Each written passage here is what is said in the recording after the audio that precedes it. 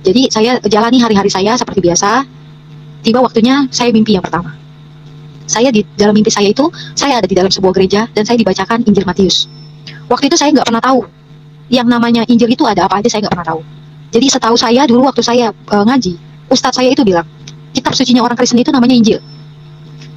Dan kamu jangan sekali-kali kamu pernah buka, apalagi baca. Karena kalau kamu nggak kuat-kuat iman, kalau iman kamu nggak kuat, iblis akan merasuki kamu dan kamu jadi goyah imannya.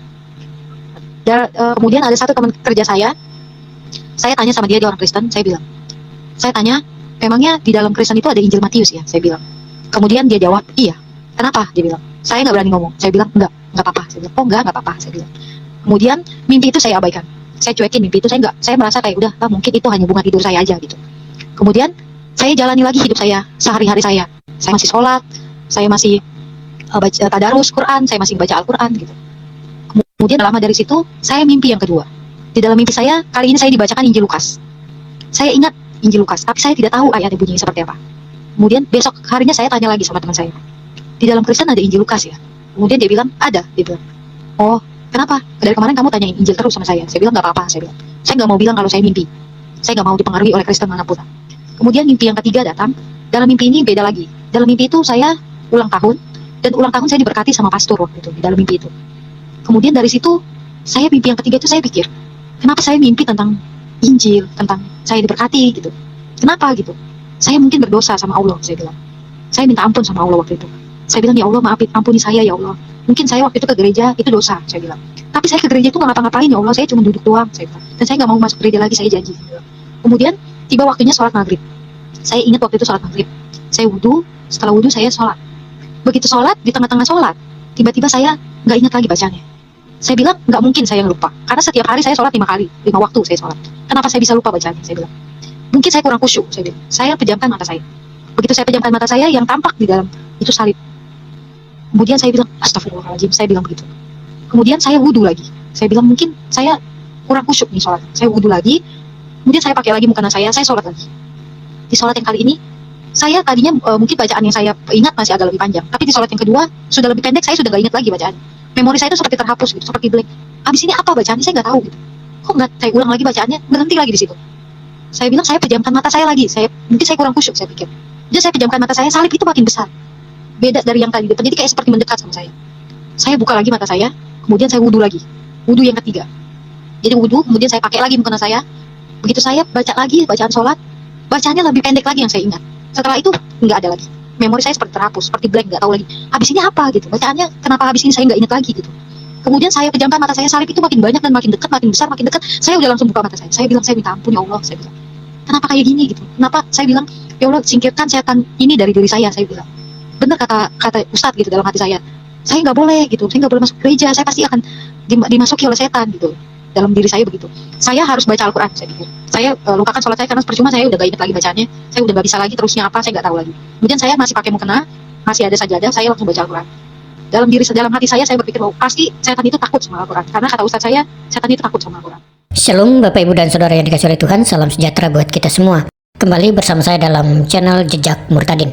Kali ini Bapak Ibu Saudara, kita akan kembali melihat cuplikan-cuplikan para murtadin, di mana saat ini mereka menyampaikan kisah-kisah mereka atau perjalanan hidup mereka dalam mengiring Tuhan, keluar dari kehidupan lama mereka menuju kepada kehidupan yang terang, di mana selama ini mereka hidup terpuruk oleh doktrin-doktrin yang tidak membawa mereka kepada kebenaran yang sejati. Namun kali ini Bapak Ibu Saudara, mereka akan sampaikan bagaimana perjalanan hidup mereka menjadi seorang pengikut Kristus. Karena itu Bapak Ibu Saudara, saya mengajak kita semua untuk menyaksikan cuplikan ini sampai selesai, supaya Bapak Ibu jangan gagal paham, supaya Bapak Ibu jangan menilai sesuatu dari cara pandang yang keliru.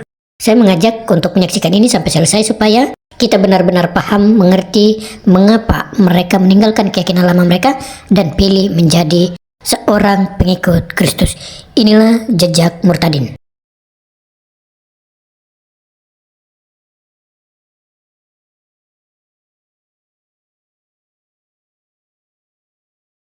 Yuli, saya lahir dan dibesarkan oleh keluarga Muslim. Papa saya Solo, mama saya Semarang. Kemudian hidup kami sangat sederhana sekali, bahkan bisa dibilang kami menengah ke bawah gitu. Sangat sederhana sekali karena mama saya itu dulu pedagang sayuran keliling. Jadi saya waktu kecil, waktu bayi, saya tuh suka dibawa-bawa sama mama gitu, jualan sayur gitu. Kemudian bapak saya sendiri pekerjaannya kuli bangunan. Kemudian pada sekitar saya kelas 2 atau kelas 3 SD, saya sering dapat kayak bullying dari teman-teman saya karena saya mukanya nggak mirip sama orang tua saya. Jadi mereka tuh bilang bahwa saya tuh bukan anaknya mama saya, bukan anaknya bapak saya gitu. Bahkan saya suka tanya sama saudara saya, ternyata mereka juga bilang begitu. Pada waktu itu saya pernah bertanya sama mama saya, "Mah, memangnya kata orang-orang saya itu bukan anak kandungnya mama gitu." Tapi waktu itu mama saya marah dan sampai dia nangis gitu untuk bilang, "Kamu tuh anak mama gitu. Kalau bukan anak mama, kenapa mama harus sekolahin kamu? Kenapa mama harus hidupin kamu, biayain kamu gitu." Jadi dari itu saya lihat mama saya menangis dan saya tidak pernah mau tanyakan lagi ke mama saya tentang saya ini anak kandungnya atau bukan gitu. Dan dalam diri saya selalu saya tanamkan saya harus tahu diri karena saya itu dibesarkan sama bukan orang tua kandung saya dan sudah syukur saya disekolahkan dan dibesarkan sama mereka gitu. Daripada saya harus dibuang begitu aja gitu. Jadi dalam diri saya tuh hidup jadi anak yang penurut gitu. Jadi anak yang tidak banyak permintaan, tidak banyak tuntutan kepada orang tua. Jadi saya terima aja gitu. Jadi kayak sekolah saya juga termasuk yang nggak nakal gitu. Jadi saya ikuti jadi penurut gitu, ikutin apa yang orang tua saya mau.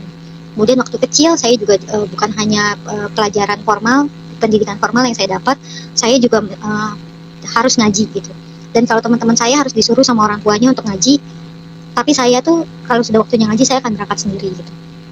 Dan pada waktu saya sekolah, saya ngaji seperti biasa. Kemudian orang tua saya dapat ekonominya sudah mulai membaik dan dia bapak saya agak tadinya kami awalnya tinggal di kontrakan yang ada di bantaran kali di daerah Jakarta Barat.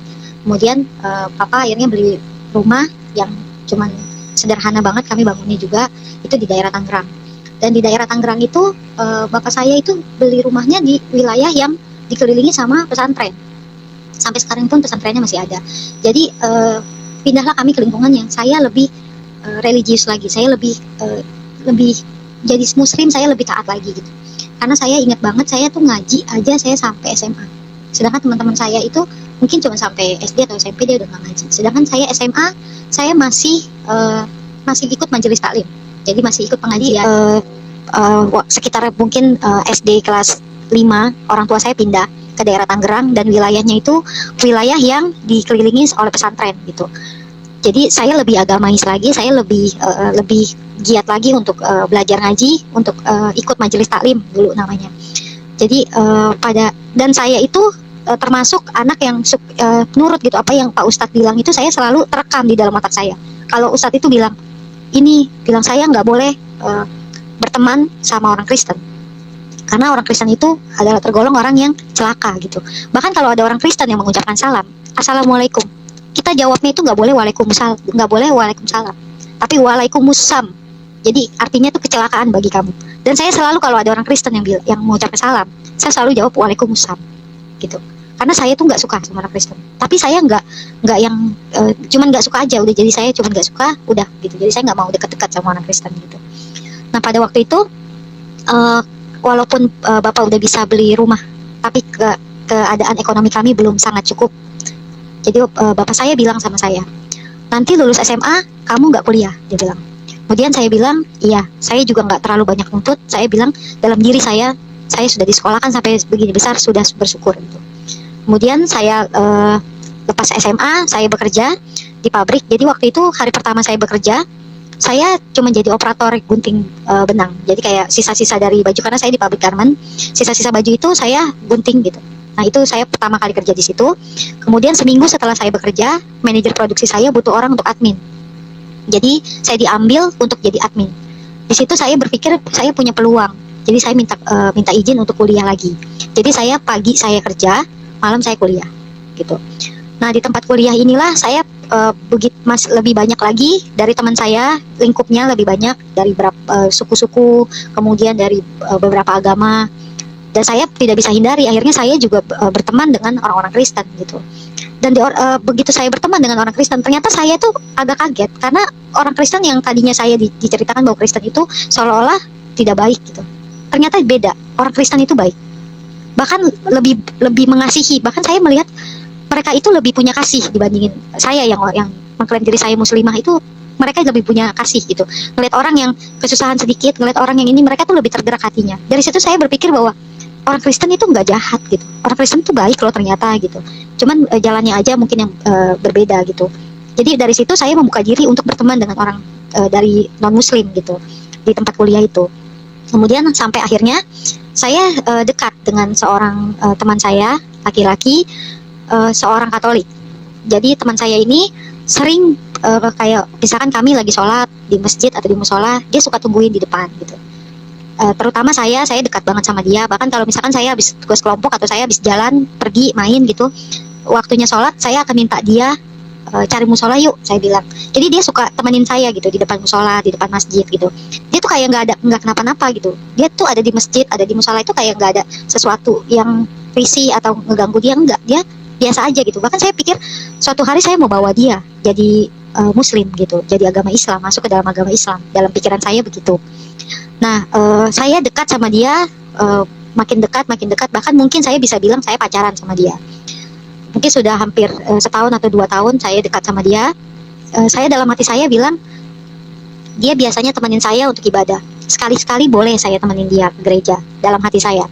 Kemudian hari itu mau Paskah ya.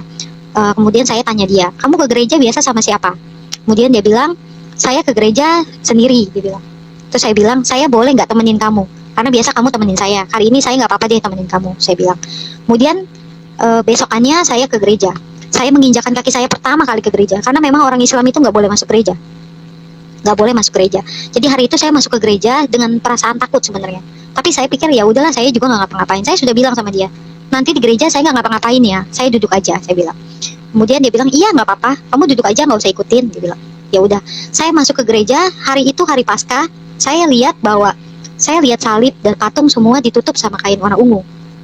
Saya kaget. Saya bilang, kok gereja yang saya lihat di TV, saya lihat di mana-mana, bayangan saya tuh gereja nggak kayak gitu. Kok gereja ini bingung gitu saya. Kok gereja nggak ada salibnya, nggak ada apa, ditutup pakai kain warna ungu gitu. Ini gereja apa? Jadi saya tuh di dalam gereja itu saya cuma duduk, saya cuma tengok kanan kiri, saya lihat isi gereja. Jadi saya nggak tahu tuh mereka ngapain aja. Terus pastor ngomong apa saya nggak tahu. Jadi hari itu saya ke gereja cuma liatin sekitar saya aja. Jadi nggak ada yang masuk sekalipun, di otak saya tuh nggak ada. Jadi hari itu selesai dia ibadah, kami tidak ada diskusi tentang agama. Saya tidak tanya agama dia, tentang agama dia. Saya tidak tanya di gereja itu tadi ngapain. Pokoknya semua berlalu begitu aja. Saya juga nggak mau nanti dia yang pengaruhi saya untuk mempelajari Kristen. Saya nggak mau. Saya maunya dia yang pelajari Islam gitu. Nah setelah hari itu saya jalani hidup saya seperti biasa, normal. Saya masih sholat, bahkan saya sholat masih 5 waktu, nggak pernah bolong. Dan saya makin giat gitu, karena saya ngelihat gereja begitu, saya pikir dia harus ikut saya gitu, karena yang benar pasti agama saya, agama Islam pasti yang benar gitu. Tapi kami tidak pernah berdiskusi tentang agama, kami tidak pernah tanya jawab. Saya juga nggak mau tahu agama dia, dan dia tidak pernah bertanya sedikit pun tentang agama saya gitu. Jadi saya jalani hari-hari saya seperti biasa. Tiba waktunya saya mimpi yang pertama. Saya di dalam mimpi saya itu, saya ada di dalam sebuah gereja dan saya dibacakan Injil Matius. Waktu itu saya nggak pernah tahu yang namanya Injil itu ada apa aja, saya nggak pernah tahu. Jadi setahu saya dulu waktu saya ngaji, ustadz saya itu bilang, kitab sucinya orang Kristen itu namanya Injil. Dan kamu jangan sekali-kali kamu pernah buka, apalagi baca. Karena kalau kamu nggak kuat-kuat iman, kalau iman kamu nggak kuat, iblis akan merasuki kamu dan kamu jadi goyah imannya. Pada waktu itu saya nggak pernah, satu pun sekalipun saya nggak pernah mau tahu kitab sucinya orang Kristen itu apa, isinya apa aja saya nggak tahu. Tapi malam itu saya dimimpikan dibacakan Injil Matius, saya ingat. Tapi saya tidak ingat ayat berapa karena saya nggak tahu Injil itu bunyinya seperti apa, saya nggak tahu. Kemudian saya bingung. Besoknya saya bingung, saya mesti tanya ke siapa. Saya nggak berani cerita kemana-mana, saya nggak berani cerita ke teman-teman saya, apalagi pacar saya nggak berani. Saya nggak mau dia itu pengaruhi saya jadi Kristen. Kemudian ada satu teman kerja saya tanya sama dia orang Kristen, saya tanya, memangnya di dalam Kristen itu ada Injil Matius ya? Saya bilang. Kemudian dia jawab, iya. Kenapa? Dia bilang. Saya nggak berani ngomong. Saya bilang, nggak apa-apa. Saya bilang, oh nggak apa-apa. Saya bilang. Kemudian mimpi itu saya abaikan. Saya cuekin mimpi itu, saya merasa kayak udah lah, mungkin itu hanya bunga tidur saya aja gitu. Kemudian saya jalani lagi hidup saya, sehari-hari saya. Saya masih sholat, saya masih baca tadarus Quran, saya masih baca Al-Quran gitu. Kemudian lama dari situ, saya mimpi yang kedua. Di dalam mimpi saya, kali ini saya dibacakan Injil Lukas. Saya ingat Injil Lukas, tapi saya tidak tahu ayatnya bunyinya seperti apa. Kemudian besok harinya saya tanya lagi sama teman saya, di dalam Kristen ada Injil Lukas ya? Kemudian dia bilang, ada. Dia bilang, oh kenapa? Dari kemarin kamu tanyain Injil terus sama saya. Saya bilang, nggak apa-apa. Saya bilang, saya nggak mau bilang kalau saya mimpi. Saya nggak mau dipengaruhi oleh Kristen manapun. Kemudian setelah mimpi itu saya cuekin lagi, saya abaikan lagi mimpi itu, saya lupakan mimpi itu. Kemudian saya jalani lagi hidup saya sehari-hari lagi, seperti saya sholat, saya tadarus Quran seperti biasa. Kemudian mimpi yang ketiga datang. Dalam mimpi ini beda lagi. Dalam mimpi itu saya ulang tahun, dan ulang tahun saya diberkati sama pastor waktu itu di dalam mimpi itu. Kemudian dari situ saya mimpi yang ketiga itu saya pikir, kenapa saya mimpi tentang Injil, tentang saya diberkati gitu. Kenapa gitu? Saya mungkin berdosa sama Allah, saya bilang. Saya minta ampun sama Allah waktu itu. Saya bilang, ya Allah ampuni saya ya Allah. Mungkin saya waktu itu ke gereja, itu dosa, saya bilang. Tapi saya ke gereja itu nggak ngapa-ngapain ya Allah, saya cuma duduk doang, saya bilang. Dan saya nggak mau masuk gereja lagi, saya janji, saya bilang. Kemudian tiba waktunya sholat maghrib. Saya ingat waktu itu sholat maghrib. Saya wudhu, setelah wudhu saya sholat. Begitu sholat, di tengah-tengah sholat, tiba-tiba saya nggak ingat lagi bacaannya. Saya bilang, nggak mungkin saya lupa. Karena setiap hari saya sholat 5 kali. 5 waktu saya sholat. Kenapa saya bisa lupa bacaannya? Saya bilang, mungkin saya kurang khusyuk, saya bilang. Saya pejamkan mata saya. Begitu saya pejamkan mata saya, yang tampak di dalam itu salib. Kemudian saya bilang, astagfirullahaladzim, saya bilang begitu. Kemudian saya wudhu lagi. Saya bilang, mungkin saya kurang khusyuk nih sholatnya. Saya wudhu lagi. Kemudian saya pakai lagi mukena saya sholat lagi. Di sholat yang kali ini, saya tadinya mungkin bacaan yang saya ingat masih agak lebih panjang, tapi di sholat yang kedua sudah lebih pendek, saya sudah nggak ingat lagi bacaannya. Memori saya itu seperti terhapus gitu, seperti blank. Abis ini apa bacaannya saya nggak tahu gitu. Kok nggak saya ulang lagi bacaannya, berhenti lagi di situ. Saya bilang, saya pejamkan mata saya lagi. Mungkin saya kurang khusyuk, saya pikir. Jadi saya pejamkan mata saya, salib itu makin besar, beda dari yang tadi depan. Jadi kayak seperti mendekat sama saya. Saya buka lagi mata saya, kemudian saya wudhu lagi, wudhu yang ketiga. Jadi wudhu, kemudian saya pakai lagi mukena saya. Begitu saya baca lagi bacaan sholat, bacaannya lebih pendek lagi yang saya ingat. Setelah itu nggak ada lagi. Memori saya seperti terhapus, seperti blank, nggak tahu lagi. Habis ini apa gitu? Bacaannya kenapa habis ini saya nggak ingat lagi gitu. Kemudian saya pejamkan mata saya, salib itu makin banyak dan makin dekat, makin besar, makin dekat. Saya udah langsung buka mata saya. Saya bilang, saya minta ampun ya Allah, saya bilang. Kenapa kayak gini gitu? Kenapa? Saya bilang, ya Allah, singkirkan setan ini dari diri saya bilang. Benar kata Ustadz gitu dalam hati saya nggak boleh gitu, saya nggak boleh masuk gereja, saya pasti akan dimasuki oleh setan gitu. Dalam diri saya begitu, saya harus baca Al-Quran. Saya pikir saya lupakan sholat saya karena percuma, saya udah nggak ingat lagi bacaannya, saya udah nggak bisa lagi terusnya apa, saya nggak tahu lagi. Kemudian saya masih pakai mukena, masih ada sajadah, saya langsung baca Al-Quran.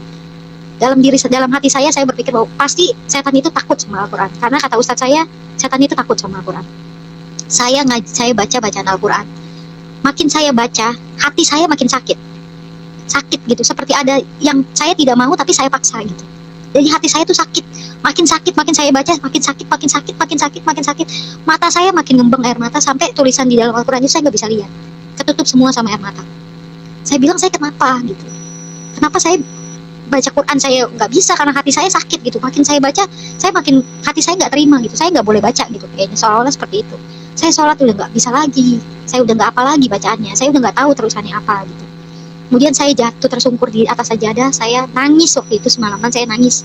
Saya bilang, saya minta ampun sama Allah, saya bilang. Saya bingung, saya udah nggak bisa sholat lagi. Saya ulang lagi begitu masuk waktu Isya, jadi habis maghrib Isya, saya sholat lagi, saya wudhu lagi. Saya udah nggak bisa sholat. Baru Allahu Akbar, saya udah nggak tahu lagi bacaannya apa. Saya bilang, saya gimana gitu. Akhirnya saya beranikan diri saya untuk, siapa Yesus itu? Kenapa saya bisa sampai kayak begini gitu? Karena di dalam penglihatan saya di atas salib itu ada Yesusnya gitu. Jadi saya pikir, kenapa saya bisa jadi kayak gini gitu? Akhirnya besoknya saya nggak cerita sama siapapun. Saya pendam mimpi itu sampai saya nggak bisa sholat. Saya cuma pendam dalam diri saya. Kemudian besoknya saya tanya sama teman saya, sama pacar saya bilang, kamu di rumah punya Injil gak? Karena saya nggak tahu kitab suci orang Islam itu, orang Kristen itu namanya apa. Saya taunya Injil. Kamu punya Injil gak di rumah? Ada. Saya mau pinjam, saya bilang. Kenapa? Nggak apa-apa, saya cuma mau pinjem, saya bilang. Dia kasih pinjem saya, besok saya bawain, dia bilang. Saya pinjem, saya bawa pulang ke rumah. Nah setelah hari itu saya nggak bisa sholat, saya nggak berani cerita sama orang tua saya. Jadi setiap waktu sholat saya cuma wudhu, masuk ke kamar, saya kunci pintu. Jadi orang tua saya tahunya saya sholat. Padahal di dalam kamar itu saya baca Injil.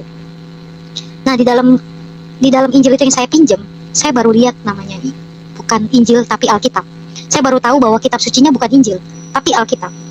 Dan dulu saya ingat waktu Ustadz saya bilang, jadi kitab suci yang paling benar itu adalah Al-Quran yang turun langsung dari Allah, yang diwahyukan langsung, firmannya langsung dari Allah. Sedangkan Injil itu ditulis oleh manusia dan sudah direvisi. Awal mulanya perjanjian baru, perjanjian lama, kemudian direvisi jadi perjanjian baru. Jadi kitab suci macam apa yang direvisi? Sedangkan Al-Quran itu tidak pernah direvisi. Gitu. Jadi pada saat itu saya lihat Alkitab, saya buka, ternyata di dalam Alkitab itu ada perjanjian lama dan perjanjian baru. Jadi bukan direvisi, isinya berbeda. Perjanjian lama itu sebelum Yesus ada, perjanjian baru itu setelah Yesus ada. Bahkan ternyata yang dibilang kitab sucinya namanya Injil, Injil itu sebenarnya cuma bagian dari Alkitab. Di situ saya cuma, loh, kok beda sama yang Ustadz saya ngomong, saya bilang. Dari situ saya mau tahu isinya itu apa. Kemudian saya taunya dulu Tuhannya orang Kristen itu 3. Tuhan Bapa, Tuhan Anak, dan Tuhan Ibu. Ternyata saya baca Tuhannya 1 di dalam Alkitab itu. Tuhannya 1. Kenapa jadi 3? 3-nya dari mana gitu? Saya makin mau baca Alkitab. Saya jadi mau tahu. Jadi dulu saya dapat cerita bahwa yang disembelih oleh Nabi Ibrahim itu anaknya namanya Ismail. Tapi saya baca di Alkitab namanya Ishak. Dari situ awal mula saya mau tahu isi Alkitab itu sebenarnya apa. Gitu. Nah dari situ saya baca, saya cari kisahnya di Alkitab, ada ketemu, tapi namanya Abraham, bukan Ibrahim. Saya tahu bahwa ada kadang-kadang perbedaan nama katanya dulu gitu. Saya baca di Alkitab kisahnya utuh. Jadi dari Abraham itu belum mempunyai anak sampai yang disembelih itu Ishak. Semua ceritanya utuh saya baca di Alkitab tanpa saya bantuan dari orang lain untuk menjelaskan ke saya sudah tahu. Ternyata jalan ceritanya begini, jalan kisahnya seperti ini. Kemudian saya mau tahu dari sisi Al-Quran. Nabi Ibrahim itu siapa yang disembelih oleh dia? Akhirnya saya buka Al-Quran terjemahan. Jadi hari itu karena saya udah nggak bisa sholat lagi, setiap kali waktunya sholat saya cuma bedah, saya cuma samain antara Alkitab sama Al-Quran. Di Al-Quran saya tidak bisa dapat kisah Nabi Ibrahim. Kemudian begitu juga saya cari lagi, begitu besoknya saya cari lagi kisah Nabi Musa. Saya cari di Alkitab, saya ketemu rangkaiannya, saya ketemu kisahnya. Kemudian saya cari lagi di Al-Quran, Nabi Musa seperti apa? Nggak ada. Jadi apa yang saya cari, apa yang dulu Ustadz saya ceritain, saya cari di Alkitab, kisahnya ada. Tapi saya cari di Al-Quran nggak ada. Jadi saya jadi makin mau tahu gitu tentang Alkitab pada waktu itu. Setahun berlalu saya nggak punya, saya udah nggak sholat setahun, mungkin setahun lebih gitu. Tapi 1 tahun itu saya tidak pegang agama apa-apa. Jadi saya juga belum mau Kristen karena saya nggak tahu. Saya cuma baca Alkitab aja gitu. Saya nggak cerita sama siapa-siapa, saya cuma pendam sendiri. Tapi saya udah nggak mau sholat lagi. 1, saya udah nggak bisa sholat. Yang kedua, saya merasa saya dibohongi. Selama ini saya ngaji itu saya dibohongi gitu. Jadi dari situ saya seperti hati saya itu seperti kosong gitu. Saya bilang sama Tuhan, saya bilang waktu itu doanya begini, Tuhan, saya nggak tahu Tuhan yang mana yang benar, saya bilang. Tapi saya nggak bisa kayak gini. Saya nggak bisa hidup saya itu tanpa Tuhan, tanpa pedoman, tanpa pegangan hidup. Saya nggak bisa. Saya bingung mau berdoa ke siapa, saya bilang. Tapi kalau memang Tuhan mau saya ikut Tuhan, saya ikut, saya bilang. Kemudian hari Minggunya saya perasaan saya mau ke gereja. Karena saya cuma pernah ke gereja Katolik waktu itu sekali-kalinya. Saya beraninya cuma ke gereja Katolik. Karena saya tahu gereja Katolik masuknya lewat pintu mana, dan saya nggak perlu tanya sama siapa-siapa, saya nggak perlu kenal siapa-siapa, saya cuma duduk gitu. Jadi saya masuk ke gereja Katolik. Kemudian di gereja Katolik saya baru duduk, saya perasaan saya kayak rindu gitu, kayak seneng gitu ada di situ. Saya tangis haru gitu karena menurut saya kayak ketemu rumah saya gitu, pikir saya begitu waktu itu. Saya seneng ada di dalam gereja, saya seneng gitu. Jadi setiap minggu saya masuk gereja, saya sendiri, nggak sama teman saya, nggak sama pacar saya, nggak. Saya sendiri, saya masuk gereja. Saya cuman duduk, terus saya udah mulai ikutin mereka berdoa, saya ikut berdoa seperti itu. Tapi saya belum tahu saya mesti apa. Tapi setiap minggu saya ke gereja, saya bohongin orang tua saya. Saya bilang saya pergi main atau ketemu teman saya, padahal saya ke gereja. Gitu. Sampai berlalu setahun lebih, mungkin setahun lebih. Saya sudah jalani setiap minggu saya ke gereja tanpa saya ngomong sama orang gitu, sama orang tua saya nggak ngomong. Saya cuma, tapi saya tahu orang tua saya sudah mulai curiga gitu. Sampai pada akhirnya dia nemuin Alkitab di dalam kamar saya dan dia robek Alkitabnya. Saya tahu dia robek Alkitabnya. Kemudian saya bilang, Tuhan Yesus, saya bilang saya cuma mau ikut Tuhan aja, saya bilang. Gak apa-apa Alkitabnya dirobek, saya bilang. Tapi saya percaya Tuhan Yesus tetap pegang saya bilang. Jadi waktu itu saya minta kekuatan, setiap ke gereja saya minta kekuatan dari Tuhan. Tuhan berikan saya kekuatan untuk bicara jujur sama orang tua saya. Karena saya nggak berani dalam sisi manapun, kalau saya ditanya saya nggak berani gitu. Untuk bilang ke orang tua tuh saya nggak berani. Tapi setiap minggu saya bawa dalam doa, setiap saya ke gereja saya bawa dalam doa, Tuhan Yesus berikan saya kekuatan untuk saya bicara jujur sama orang tua saya. Kalau suatu hari orang tua saya tanya sama saya bilang. Jadi saya udah melewati puasa yang kedua. Jadi puasa yang pertama saya nggak puasa, tapi juga saya nggak ke gereja. Saya masih cari tahu tentang siapa itu Tuhan Yesus dari Alkitab. Kemudian tahun kedua masuklah bulan Ramadan di hari yang pertama. Jadi di bulan Ramadan itu saya udah nggak puasa. Jadi di Ramadan itu saya nggak bisa bohong kayak hari-hari yang biasa. Yang saya wudhu, kemudian saya masuk ke dalam kamar, saya kunci pintu, orang tua saya taunya sholat gitu. Tapi untuk bulan puasa saya nggak bisa. Karena dia ada sholat berjamaah di masjid, dan saya udah nggak bisa sholat lagi, saya udah nggak mau sholat lagi gitu. Jadi orang tua saya tegur saya ingat hari itu subuh setelah mereka sahur, mereka sholat subuh, mereka panggil saya, mereka sidang saya. Dia panggil beberapa dari bule saya, dipanggil ke rumah. Dia tanya saya begini, Yul, kamu udah nggak sholat, udah nggak puasa, kamu mau jadi apa? Dia bilang. Saya nggak tahu saya punya kekuatan apa. Saya bilang gini sama orang tua saya, Ma, saya minta maaf sama mama. Saya udah gak ngejalanin sebagai Islam lagi, sebagai Muslim lagi. Saya sekarang mau ikut Yesus, saya bilang. Saya mau jadi Kristen, saya bilang. Dan hari itu mama saya langsung nangis ke lantai. Dia langsung jatuh, tapi dia nangis, saya tahu. Bapak saya nangis, keluar air mata. Matanya dia basuh, dia pegang matanya. Kemudian bapak saya cuma bilang gini, kamu gak inget dulu waktu kecil, kamu dibawa-bawa sama mama kamu jualan sayur, kamu digendong sambil jualan sayur supaya untuk sekolahin kamu. Kamu gak inget dulu bapak itu sampai kuli bangunan sekolahin kamu gitu. Hari itu saya nangis, saya bilang saya minta maaf. Saya udah coba gitu, tapi saya nggak bisa. Saya tetap dalam hati saya mau jadi Kristen, saya mau ikut Yesus, saya bilang. Hari itu bapak saya akhirnya ngomong, dan saudara-saudara saya yang lain, bule saya ngomong, kamu sendiri yang akhirnya buka identitas kamu gitu. Kamu memang bukan anak saya gitu. Malam itu orang tua saya akhirnya buka bahwa saya bukan anaknya gitu. Kamu sendiri yang kamu sendiri yang buktikan bahwa kamu bukan anak kami gitu.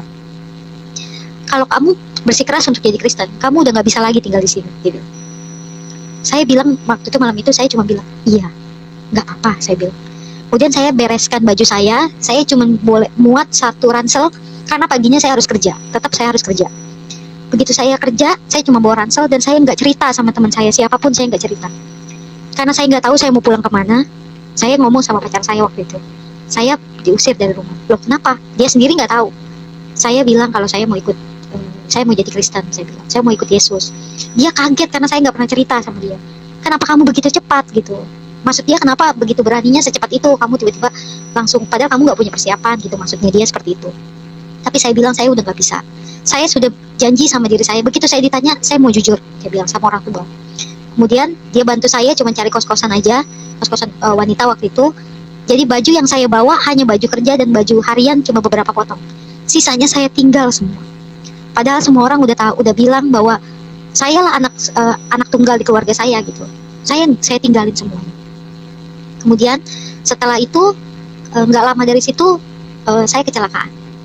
Waktu itu udah pengen Natal, saya nggak bisa jalan. Jadi kaki saya tuh kecelakaan motor, kaki saya tuh luka gitu dari dengkul sampai mata kaki.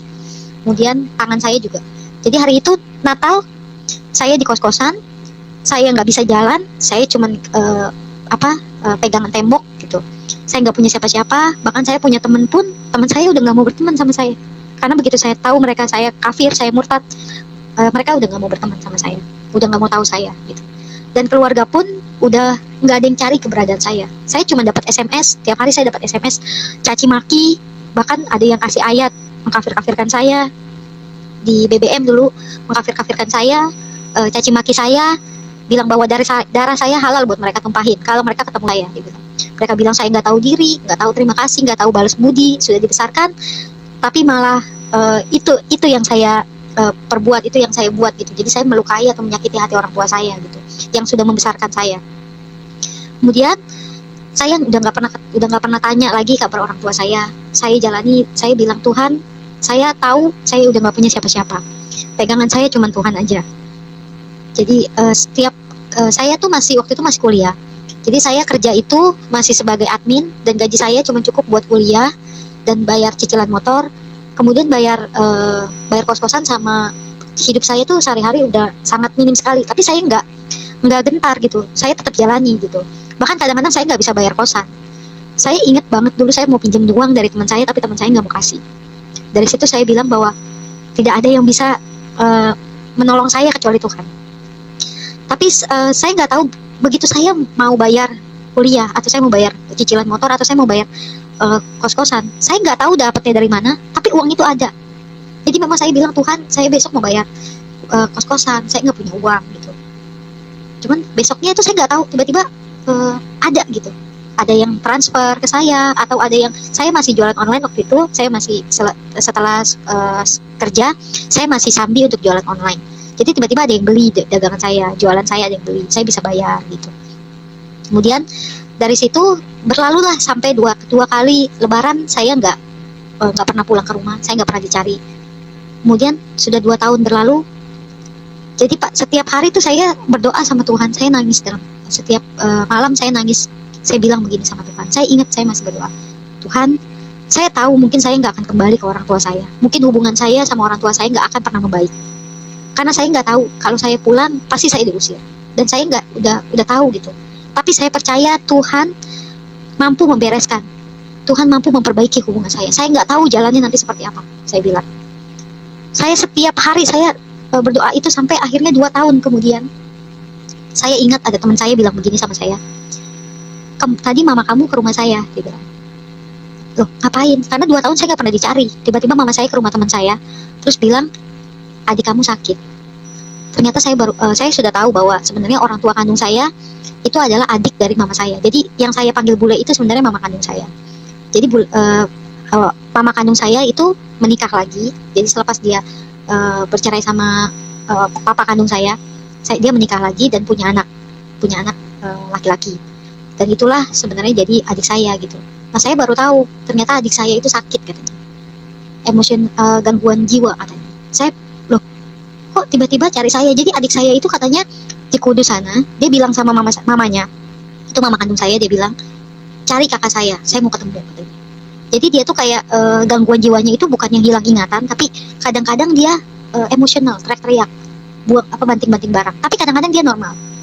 Jadi saya dicari sama mama angkat saya. Itu karena bule saya atau mama kandung saya itu telepon ke kakaknya. Karena saya selama ini dibesarkan sama bude saya. Jadi telepon, kemudian minta saya dicari. Saya bilang 2 tahun, akhirnya saya dicari. Karena adik saya sakit. Saya pulang ke rumah. Saya baru injakan kaki saya udah lihat bapak saya. Saya sujud di bapak saya bilang, Pak, saya minta ampun, saya minta maaf kalau saya menyakiti hati bapak, saya bilang. Tapi saya tetap anak bapak walaupun saya Kristen, saya bilang. Tetap sayang sama bapak. Saya mau urusin bapak sampai bapak tua, sampai saya tua gitu. Jadi bukan berarti karena saya Kristen, saya udah nggak jadi anak bapak lagi. Saya tetap jadi anak bapak, saya bilang. Kemudian bapak saya peluk saya, dia bilang, iya, bapak tahu, katanya. Kemudian saya juga minta ampun sama mama saya minta maaf. Tapi saya bilang saya nggak bisa kembali jadi Muslim, saya nggak bisa kembali jadi Islam, karena hati saya sudah tidak mau lagi kembali ke Islam. Kemudian saya ke Kudus, saya mau tengokin adik saya. Di Kudus itu adik saya bicara begini. Di situ ada mama kakak saya, kemudian ada mama kandung saya juga, ada saudara-saudara saya yang lain. Dia bilang gini, kalian itu jangan pada musuhin kakak saya, tadi. Kalian harus sadar bahwa dulu nenek moyang kita itu Kristen. Jadi dulu nenek saya itu ternyata Kristen, menikah sama kakek saya mualaf, jadi Islam gitu. Jadi dia bilangnya gini, dulu nenek kami itu Kristen, jadi Islam. Sekarang kalau ada cucunya, keturunannya dia yang kembali ke Kristen, kita nggak boleh marah gitu. Kita harus terima, kata dia gitu. Jadi karena ucapan dia ini kayak sepertinya keluarga saya yang lain akhirnya bisa terima saya gitu. Bisa memaklumi keadaan itu gitu. Dari situ saya membaik, hubungan sama orang tua saya membaik.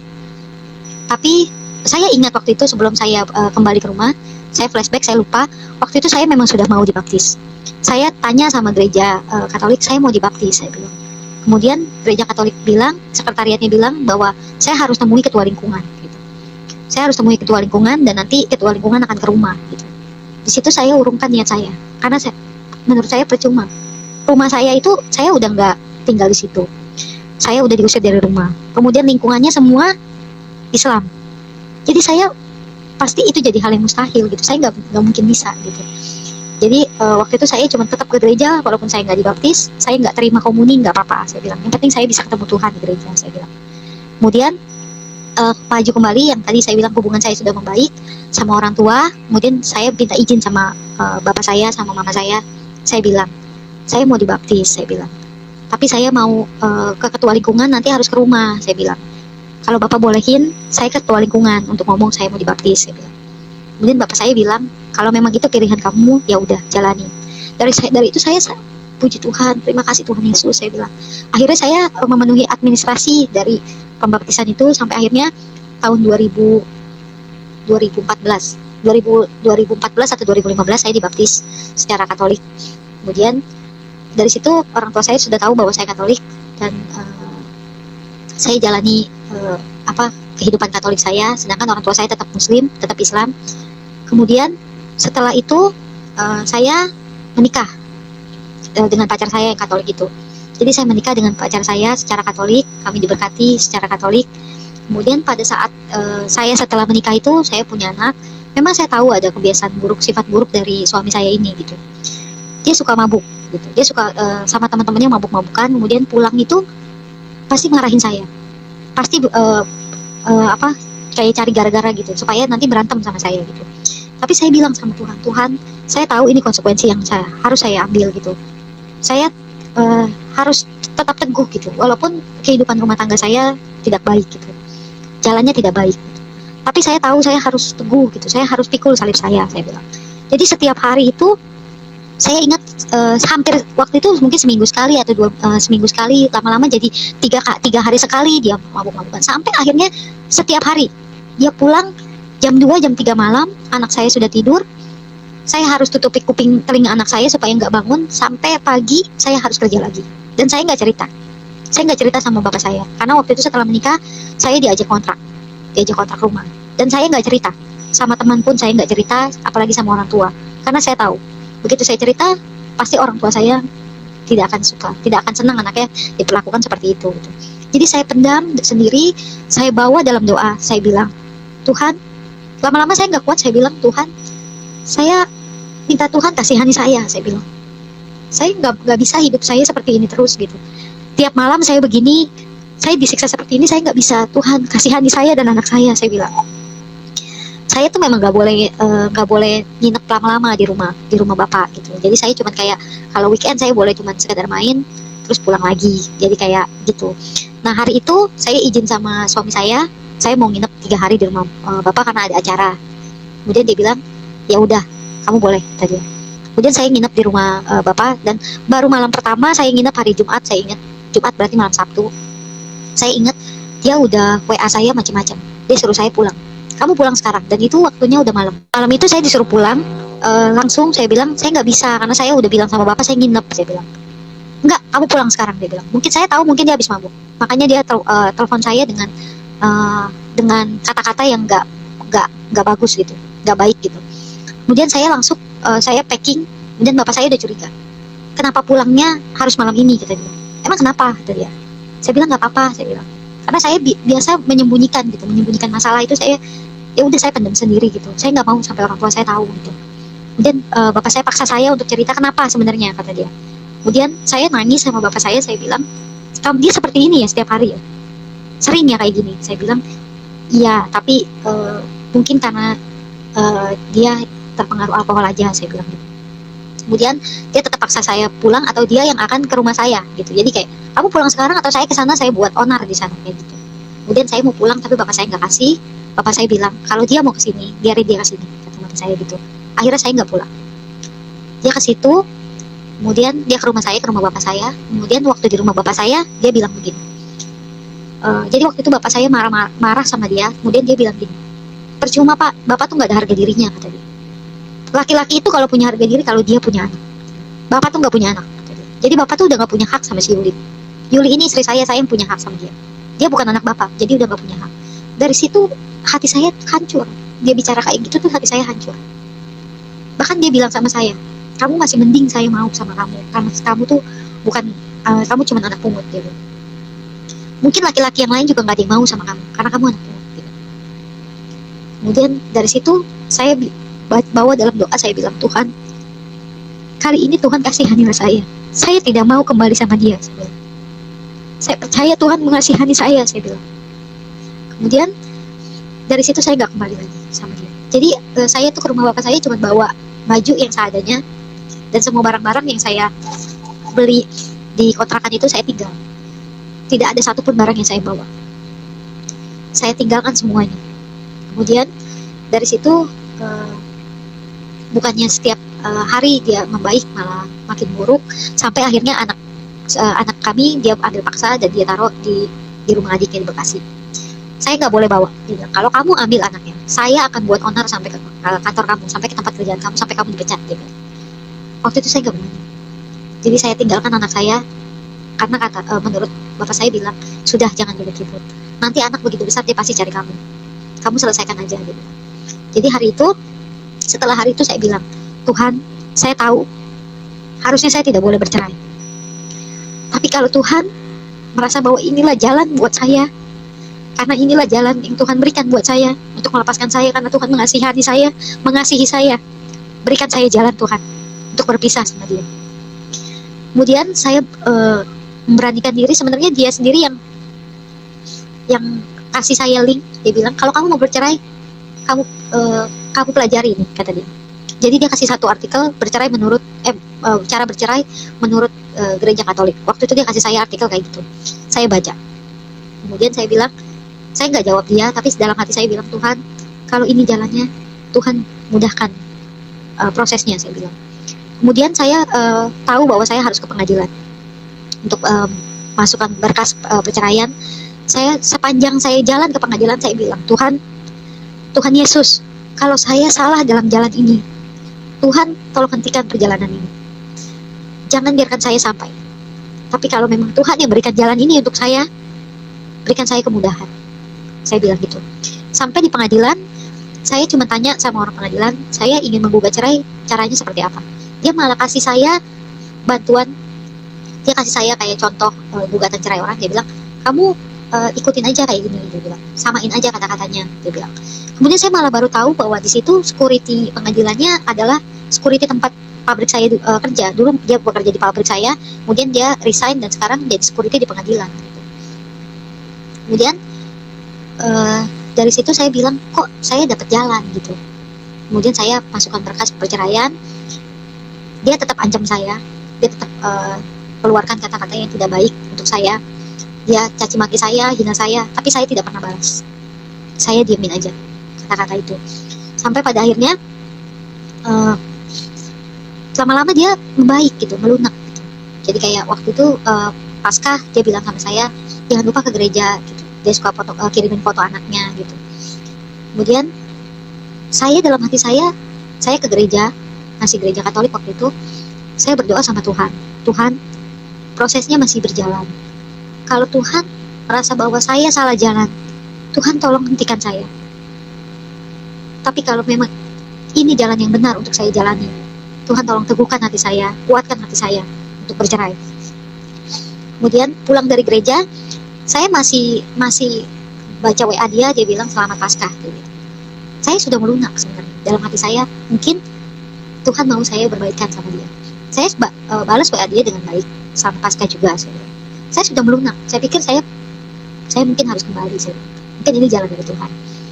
Tidak sampai 1 kali 24 jam.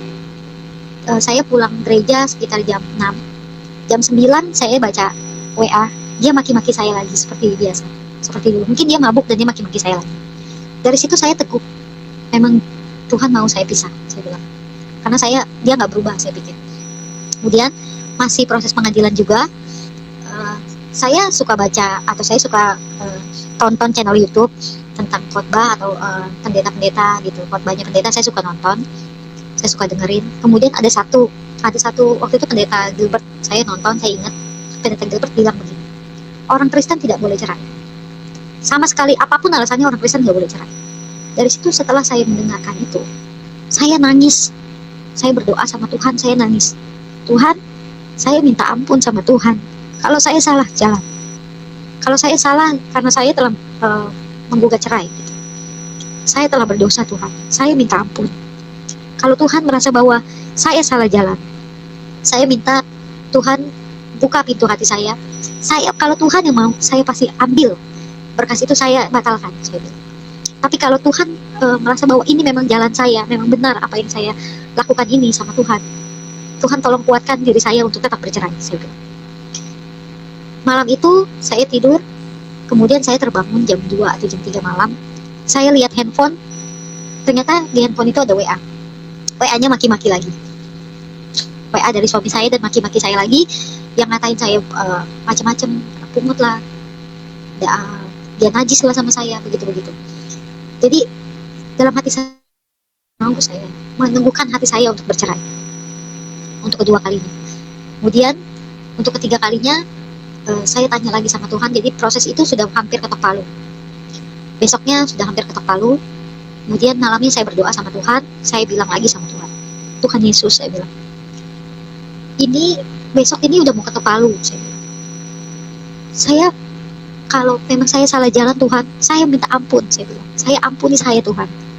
Kalau memang saya salah, Tuhan tolong kasih saya tahu bahwa saya salah. Saya pasti akan ambil. Walaupun besok ketok palu, saya akan batalkan gugatan saya.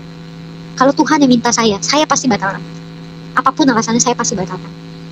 Tapi kalau memang ini adalah yang benar buat saya, Tuhan tolong teguhkan hati saya. Kemudian saya tidur. Dalam tidur saya mimpi. Dalam mimpi itu Tuhan Yesus ada di atas kayak bait suci, seperti kayak bangunan, tapi saya mungkin gambaran itu seperti. Jadi dalam mimpi saya itu, setelah saya berdoa sama Tuhan bahwa besok mau ketok palu Tuhan, kalau Tuhan yang mau saya untuk batalkan, saya pasti batalkan. Saya pasti ambil berkas itu, saya batalkan. Saya tidak peduli alasannya apa, pokoknya saya batalkan kalau Tuhan yang inginkan. Tapi kalau memang Tuhan merasa bahwa saya betul jalannya, Tuhan tolong teguhkan hati saya bilang. Kemudian saya tidur, saya bermimpi. Dalam mimpi saya lihat Tuhan Yesus ada di atas bangunan, dan di atas bangunan itu seperti kayak bait Allah gitu, yang seperti bait Allah. Tuhan Yesus ada di atas itu, dan Tuhan Yesus itu bicara sama saya begini, jangan kau cobai Tuhan Allahmu gitu. Saya ingat saya sudah 3 kali bertanya sama Tuhan, dan Tuhan tegur saya, jangan cobai Tuhan Allahmu gitu. Saya langsung bangun, Tuhan mau saya tetap jalani. Saya janji Tuhan, saya nggak akan pernah tanya lagi. Saya tahu Tuhan udah berikan saya jawaban, tapi saya itu manusia berdosa, saya ragu lagi sama jawaban Tuhan.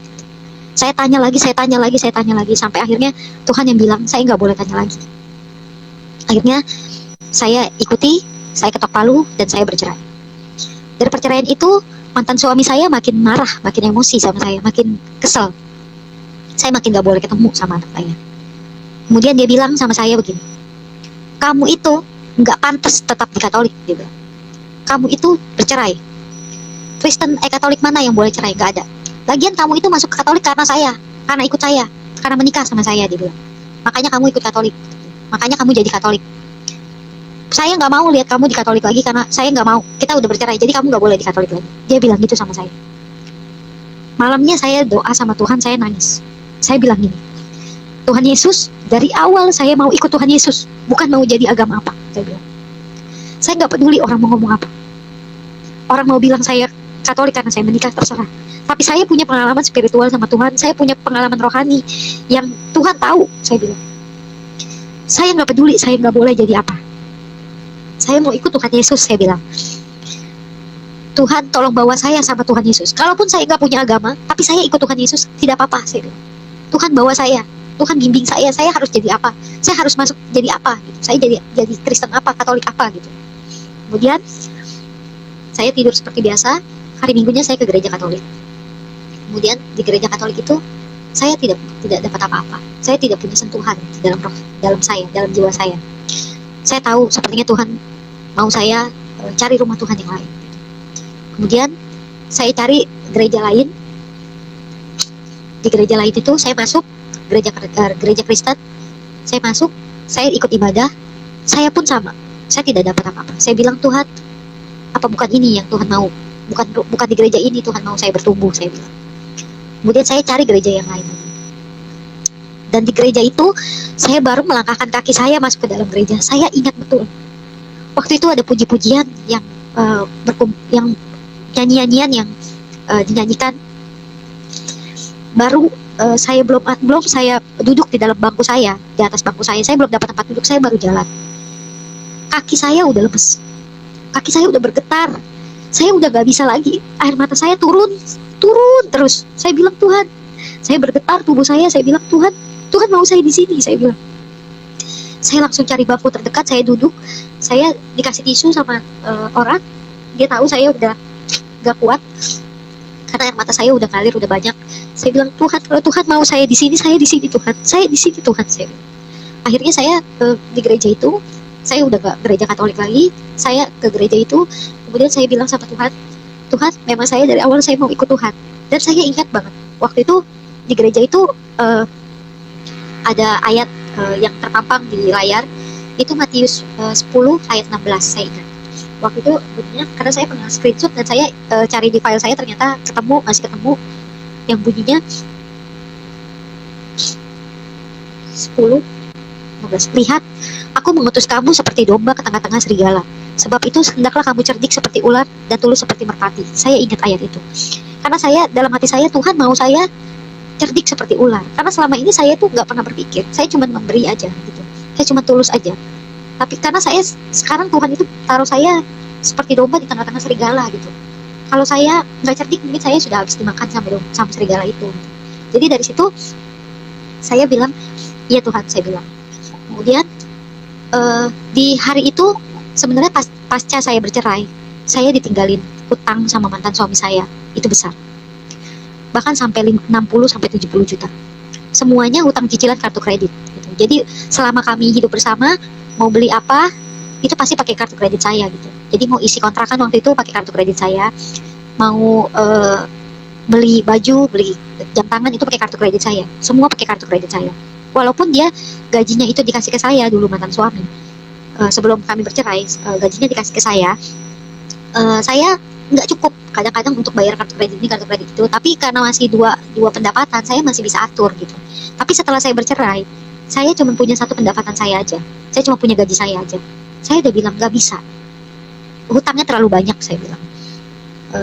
Kemudian saya bawa dalam doa, Tuhan, saya dalam angka nggak akan ketemu, saya nggak akan pernah bisa selesaikan hutangnya. Saya pasti kena BI checking, pasti saya kena surat teguran dari bank.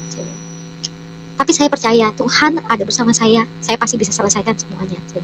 Karena waktu saya minta sama mantan suami untuk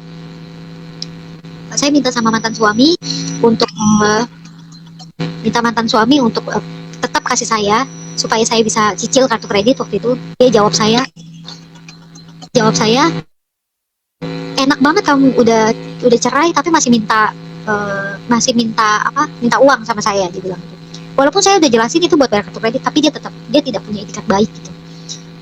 Saya ingat waktu itu saya masih bersama dia, saya ambil rumah yang DP-nya itu saya harus cicil 18 kali. Tapi waktu itu kami baru 4 atau 5 kali, kemudian saya bercerai sama dia. Sisa dari DP itu saya tetap harus lanjutin kan, karena sayang gitu, udah 5 kali masuk, kemudian sisanya walaupun 13 kali, tapi saya harus lanjutin gitu. Jadi dari utang kartu kredit yang masih banyak dan hutang rumah, cicilan rumah yang masih besar gitu. Jadi waktu itu saya bingung gitu. Saya bilang sama Tuhan, saya bawa dalam doa, Tuhan, saya tahu Tuhan bisa bantu saya untuk bereskan masalah keuangan saya bilang. Kemudian hari itu saya ingat waktu setelah kami bercerai waktu kami bercerai saya DP-nya udah hampir lunas kalau nggak salah. Tapi waktu itu proses kami bercerai memang agak lama, hampir setahunan. Waktu saya gugat dia cerai, dari situlah sebenarnya DP itu baru masuk 4 sampai 5 kali. Tapi sisanya saya masih tetap jalani gitu. Saya tetap bayarkan tiap bulan.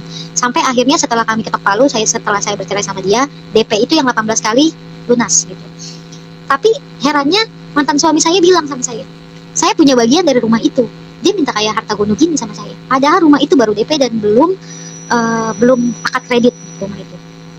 Saya bilang sama Tuhan, Tuhan, saya nggak peduli rumah itu.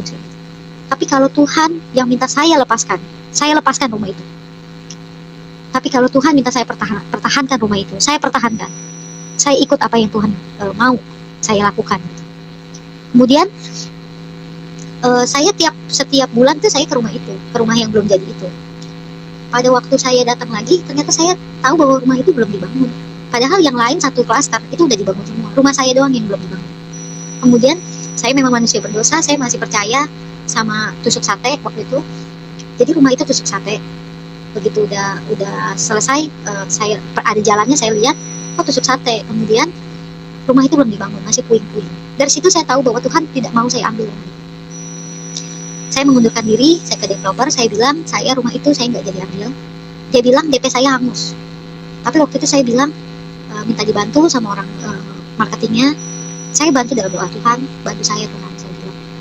DP saya bisa kembali sekitar 50 atau 60 juta. Tapi baru bisa kembali 3 bulan setelah itu. Saya bilang, puji Tuhan, berarti hutang saya bisa saya bayar begitu rumah itu DP-nya dikembalikan ke saya. Jalan Tuhan untuk pelunasan hutang saya yang pertama. Tapi saya nggak punya rumah lagi. Saya bilang, Tuhan, saya nggak punya rumah lagi. Saya tahu Engkau pasti menggantinya yang lebih baik dari yang sebelumnya saya ambil. Kemudian saya diantarin sama teman saya cari-cari rumah. Cari-cari rumah, daerahnya memang di Tangerang yang agak jauh. Tapi saat itu posisinya saya nggak punya uang sama sekali. Saya nggak punya uang di tabungan sama sekali. Saya cari-cari rumah, kemudian di rumah itu, di rumah yang saya cari di beberapa perumahan. Kemudian saya bilang, Tuhan, saya semuanya butuh DP, saya minimal 15 sampai 30 juta. Saya nggak punya uang, tapi saya percaya Tuhan kasih saya pengganti itu. Kemudian saya ketemu satu perumahan, dia bilang DP-nya 0%. Saya bilang DP-nya 0% dan saya nggak diwajibkan untuk bayar apapun di awal. Memang saya nggak punya uang. Kemudian saya bilang, kok seperti Tuhan kasih saya rumah ini cuma-cuma DP-nya 0% dan saya harus baru boleh bayarnya setelah BI checking selesai gitu. Kemudian BI checking, saya tahu saya pasti nggak akan lolos karena saya masih punya utang kartu kredit, karena DP rumah saya yang pertama itu belum ada ke saya, jadi baru 3 bulan kemudian baru dikasih ke saya. Saya nggak punya uang, saya juga pasti BI checking saya nggak akan pernah lolos gitu. Saya bilang, ya udah coba aja di BI checking dulu saja. Tapi dalam hati saya nggak mungkin lolos gitu. Pasti saya nggak akan lolos ke BI checking. Kemudian saya baru masukin berkas. 3 hari kemudian saya dapat kabar dari bank. Kalau saya lolos BI checking dan 3 hari lagi saya akad kredit di bank, akad kredit rumah itu.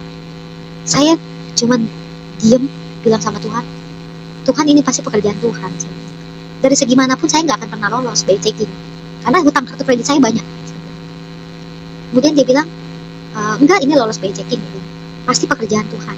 Saya dikasih rumah itu pasti Tuhan yang kasih saya gantinya. Kemudian saya memang orang berdosa, saya meragukan lagi apa yang Tuhan kasih buat saya. Jadi saya dapat input dari teman saya bahwa secara feng shui saya nggak boleh hadap timur. Jadi rumah itu hadap timur. Saya nggak boleh hadap timur, bolehnya hadap barat atau timur laut. Dan saya dalam hati saya bilang, aduh gimana gitu, kayaknya perasaan tuh nggak enak gitu kalau orang udah input nggak bagus, tapi saya masih tetap pertahankan tuh kayaknya nggak enak gitu. Kemudian saya mau datangin rumah itu gitu, saya bawa dalam doa selama perjalanan saya bilang sama Tuhan, Tuhan Yesus, ini gimana? Mbak Yuli, Iya Pak. suaranya agak besar dikit, agak dekatin mic-nya biar ini agak kedengaran ya. Yang tadi kurang besar ya Pak ya? Ya, kalau dia agak jauh dari mulut, dia agak ini mengecil suaranya. Oh iya, tadi sampai mana Pak yang Bapak kurang jelas? Ya, itu yang apa namanya sampai dilanjutin aja tadi. Yang Oh iya. Ya, lanjutin aja. Jadi waktu itu saya dapat input dari teman saya kalau rumah saya itu nggak cocok untuk saya gitu. Jadi untuk saya itu nggak cocok untuk hadap timur. Jadi waktu itu rumah itu saya tahu dari marketing itu hadap timur gitu. Nggak cocok untuk saya cocoknya hadap barat atau timur laut, dia bilang. Karena saya tahu saya salah gitu. Saya sepanjang jalan saya mau ke rumah itu, perasaan saya itu nggak enak gitu. Nggak enaknya gini, saya udah dapat inputan dari orang rumahnya nggak bagus, tapi saya masih ambil tuh, perasaan saya itu nggak enak gitu. Akhirnya saya mau mau lihat rumah itu lagi, tapi dalam perjalanan itu saya berdoa, saya minta sama Tuhan kayak gini. Saya ingat saya ngomongnya gini, Tuhan Yesus, saya tuh dilihat kok nggak bagus rumahnya Tuhan, saya bilang. Saya bingung, saya mau ambil atau enggak, saya bilang gitu. Sedangkan rumah itu hadap timur, saya nggak boleh hadap timur. Gimana ya Tuhan Yesus? Saya mau ambil atau enggak gitu. Jadi sepanjang jalan itu saya cuma berdoa dalam hati saya ngomongnya gitu. Tuhan udah mau deket dari rumah itu, saya ambil atau enggak gitu. Saya ambil atau enggak gitu. Terus dalam perjalanan itu makin dekat saya makin gelisah gitu. Saya ambil atau enggak ya Tuhan? Saya nggak dapat tanda gitu. Saya nggak. Aduh, saya mana udah mau kesini, udah mau akad kredit gimana gitu. Akhirnya sampailah saya ke rumah itu. Dan di dalam rumah baru sampai rumah itu saya langsung ambil Kompas di handphone, saya langsung buka Kompas. Saya bilang kalau Tuhan yang kasih, saya ambil lah Tuhan. Tapi kalau Tuhan yang nggak kasih, saya nggak ambil gitu. Saya ambil Kompas, saya lihat rumah itu hadap timur laut. Seperti yang orang itu bilang kalau rumah itu bagus, buat saya itu hadap timur laut. Rumah itu timur laut. Saya bilang memang Tuhan yang kasih, saya bilang. Kemudian saya dapat info dari developernya bahwa rumah dari satu klaster itu hanya rumah yang saya mau ambil aja yang sudah pasang cakar ayam. Jadi waktu itu ada orang yang mau ambil, dia mau pasang cakar ayam, udah dipasang, orang itu nggak jadi ambil. Jadi rumah itu saya dapat dari Tuhan Yesus dengan sangat the best semuanya. Tidak pakai DP, kemudian akad kreditnya sangat mudah sekali, sangat lancar sekali. Kemudian saya bilang saya rumahnya bagusnya timur laut, rumah itu hadap timur laut, bahkan rumah itu satu-satunya yang sudah cakar ayam. Saya bilang Tuhan Yesus baik banget sama saya. Tuhan Yesus kasih saya yang paling terbaik dari yang baik di klaster itu gitu. Kemudian saya akad kredit, saya ingat waktu itu anak itu belum sama saya. Saya masih belum dikasih anak waktu itu. Anak saya masih ditaruh di rumah adiknya mantan suami. Kemudian saya tiap hari saya berdoa, saya minta Tuhan kasihanilah saya mau anak saya sama saya. Saya tersiksa Tuhan tanpa anak saya bilang. Kemudian saya waktu itu dapat bisikan dari Tuhan. Saya tahu itu suara Tuhan setelah kejadian. Waktu itu saya cuma pikir itu bisikan biasa. Dia cuma bilang begini, bisikan itu. Anak kamu nanti sama kamu begitu kamu punya rumah, katanya. Anak kamu nanti saya kasih ke kamu kalau kamu udah punya rumah. Makanya kenapa saya menggebu banget, saya mau punya rumah pengganti waktu itu. Makanya saya bawa dalam doa dan Tuhan Yesus kasih rumah itu buat saya. Dan waktu saya selesai akad kredit saya siang, selesai akad kredit saya ditelepon sama keluarga mantan suami. Dia bilang gini, kamu kesini ambil anak kamu, dia bilang. Karena bapaknya udah nggak mau biayain lagi, dia bilang. Mau kasih ke kamu aja kan. Dari situ saya langsung kaget, saya langsung tertegun, hati saya langsung tek. Suara Tuhan yang waktu itu bilang sama saya, anak kamu mau saya kasih kamu kalau kamu udah punya rumah. Siangnya saya akad kredit, sorenya saya dapat telepon, saya mesti ke Bekasi ambil anak saya. Saya langsung ambil anak saya naik kereta, saya ke Bekasi, pulangnya saya naik Grab. Saya ambil anak saya bilang Tuhan, pekerjaan Tuhan sangat luar biasa untuk hidup saya. Kemudian tidak hanya sampai situ, Tuhan kasih saya dapat kontrak pekerjaan. Kemudian dari kontrak itu saya buka usaha di rumah, dan semua orang tetangga dan saudara-saudara saya yang dulu itu mengutuki saya, menghina saya, mencaci maki saya, sekarang saya bisa menjadi berkat juga buat mereka. Jadi mereka sekarang bekerja di rumah saya, di usaha yang saya jalani juga. Jadi dari situ Tuhan pulihkan ekonomi saya, pulihkan hidup saya. Kan sekarang saya hidup bahagia sama anak saya berdua. Saya bisa sekolahkan anak saya bisa cukupi kehidupannya, bahkan saya bisa menjadi berkat untuk keluarga saya dan untuk wilayah sekitar saya. Jadi semua teman-teman saya dan kerabat saya yang dulu itu membuang saya, yang dulu mencaci maki saya, sekarang puji nama Tuhan, Bapak Ibu Saudara, bahwa setiap hari semakin banyak orang yang sadar akan kebenaran firman Tuhan. Semakin hari semakin banyak orang yang berbondong-bondong untuk datang di dalam kebenaran Injil itu sendiri. Ya, saya percaya melalui kesaksian-kesaksian para murtadin, dan ya mungkin juga melalui berbagai macam cara Tuhan menampakkan diri kepada mereka melalui mimpi, seperti dalam kisah Mbak Yuli ini mengalami perjumpaan kepada Tuhan Yesus melalui mimpi, di mana ketika ia awalnya mencoba untuk ikut ke gereja, lalu kemudian pulang mimpi. Akhirnya melalui itu Bapak Ibu Saudara, ia mulai mempelajari iman kekristenan, dan puji Tuhan, akhirnya dia temukan kebenaran itu di dalam Yesus Kristus. Yang walaupun tadinya sejak kecil dia diajarkan doktrin-doktrin yang tidak baik oleh baik itu pemuka agamanya maupun juga dalam keluarganya, tapi cara Tuhan itu sangat sungguh luar biasa untuk menarik orang-orang yang percaya kepadanya. Nah, karena itu Bapak Ibu Saudara, saya sangat-sangat bersyukur ketika melihat mereka menerima kabar baik itu, kabar sukacita itu, yaitu kabar keselamatan yang datang dari Yesus Kristus, dan akhirnya mereka memberi diri untuk dibaptis. Nah, karena itu Bapak Ibu Saudara, saya juga berharap bahwa ketika Bapak Ibu Saudara sekalian melihat cuplikan-cuplikan ini, Bapak Ibu Saudara membagikan, men-share ke kerabat, keluarga atau kawan kenalan, sehingga melalui kisah-kisah atau kesaksian mereka yang membagikan perjalanan spiritual mereka kepada Tuhan, bisa mereka diteguhkan. Mungkin saja ada keluarga yang bingung, yang sedang dalam kebimbangan atau keraguan. Melalui kesaksian para murtadin ini, mereka diberikan satu pemahaman atau mungkin diberikan keteguhan, dan melalui kisah para murtadin ini mereka dikuatkan kembali, atau mungkin mereka ada yang mencari jalan kebenaran, jalan yang lurus kalau jalan mereka belum lurus. Lalu kisah mereka para murtadin ini bisa menemukan kisah-kisah mereka, bisa menemukan kebenaran di dalam kasih Kristus. Itu saja dari saya. Kiranya Tuhan Yesus memberkati. Jangan lupa like, komen, dan subscribe channel Jejak Murtadin. Kiranya kasih karunia Allah Tritunggal memberkati Bapak Ibu sekalian. Shalom.